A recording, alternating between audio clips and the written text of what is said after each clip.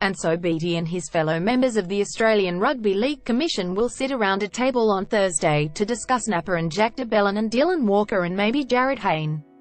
And how the hell they stop a behavioural rot which has left the code at the crossroads. There is also the small issue of salary cap investigations dogging Cronulla and West's Tigers, too.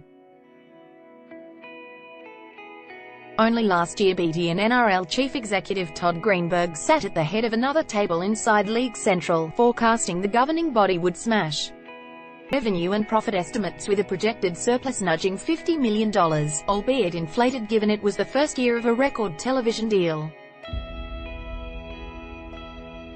In the same meeting, attended by a group of journalists, the NRL was specific about one thing: it had a vehicle which should be attractive to top 40 companies as rugby league morphed into the professionally run, clean-cut game it always thought it could be. Fast forward a few months and the NRL is watching the dollars walk out the door, Beattie himself conceding the string of police charges against players, including for alleged offences against women, in recent months had cost the code millions. One of the game's high-ranking officials was asked about the corporate reaction in recent weeks. House, they said. I seriously believe we are at the crossroads as a game unless we stand up on this issue. Peter Beattie, which is why you can almost guarantee the ARLC will next week make significant changes to its behavioural policy, the crux of which will be whether players who face serious criminal charges should be stood down until the legal process is complete. The current policy has to be changed, Beattie says. We have to be a game that is supportive of the whole community. Any game that doesn't have a strong support from and respect women doesn't have a future. Everyone in the game has to understand that. It's not rocket science. It's the right thing to do and it's also commercially sound.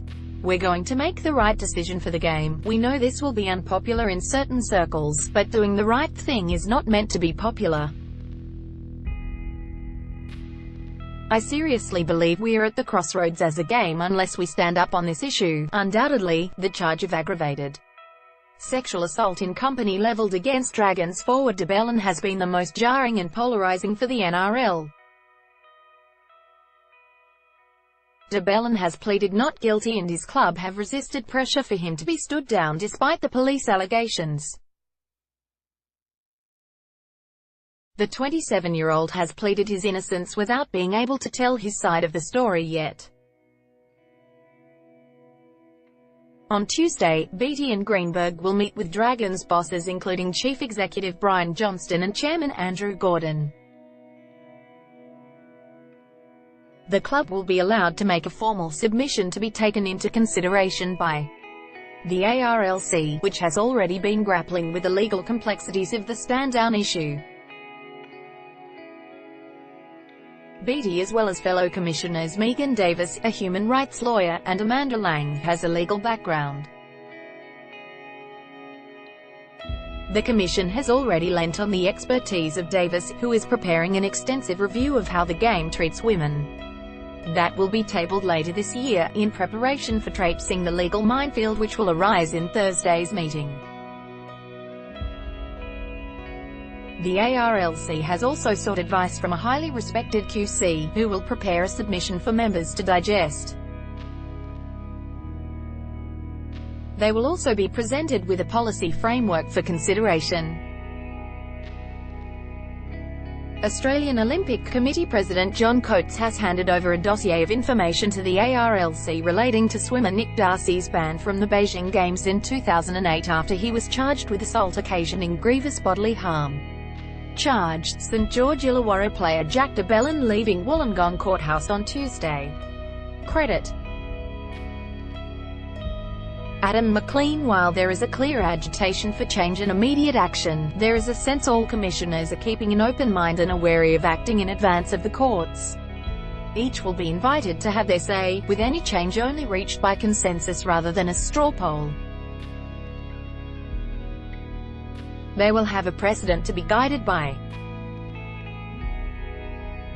The NFL has a policy of standing down players who fall foul of the law until their cases are wrapped up by the legal system.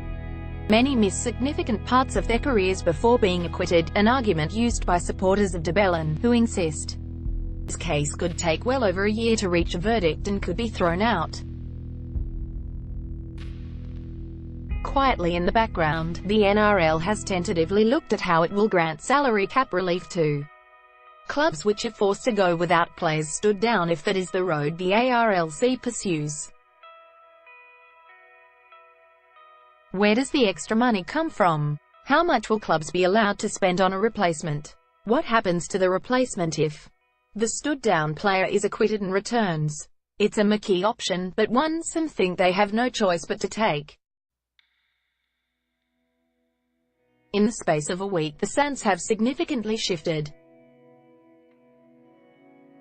Club chief executives were said to be split almost down the middle when asked at a conference in Melbourne last week about the merits of standing down to Belin and other players facing criminal charges.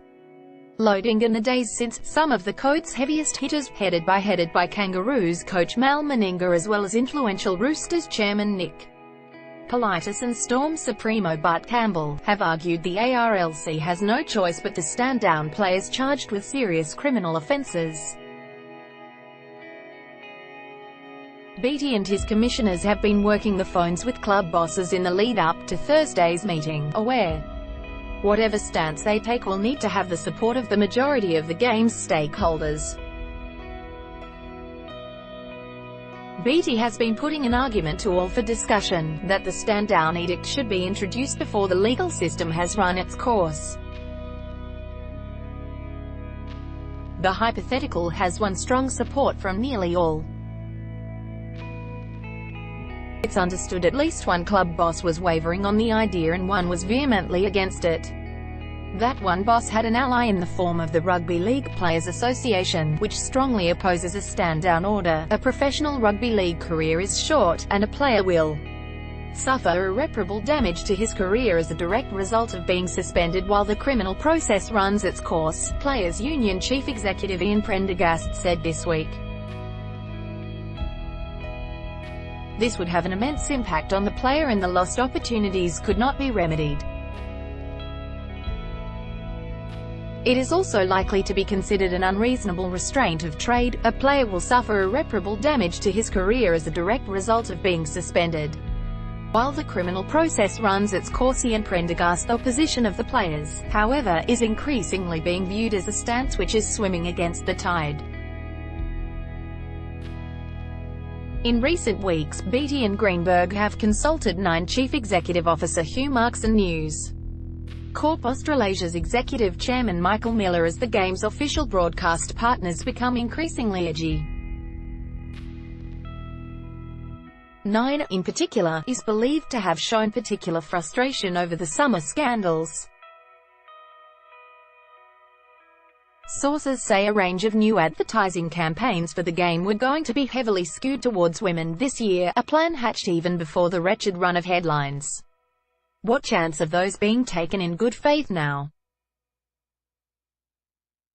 Loading. The NRL is only into its second year of a record $1.8 billion 5-year TV deal.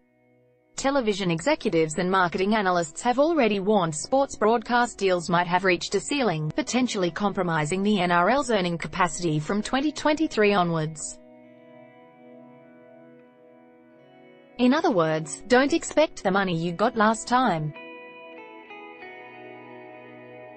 It's why those at the game's top table have taken it upon themselves to personally contact club chiefs with a stern message. Tell your players every time they watch one of their mates have another drink which risks putting himself in trouble, they are risking their own income too.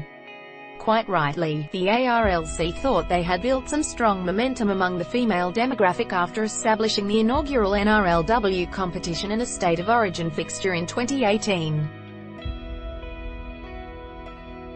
A woman could referee an NRL game for the first time this year. The narrative has been hijacked by the alleged actions of a select few. Yet the code still has supporters.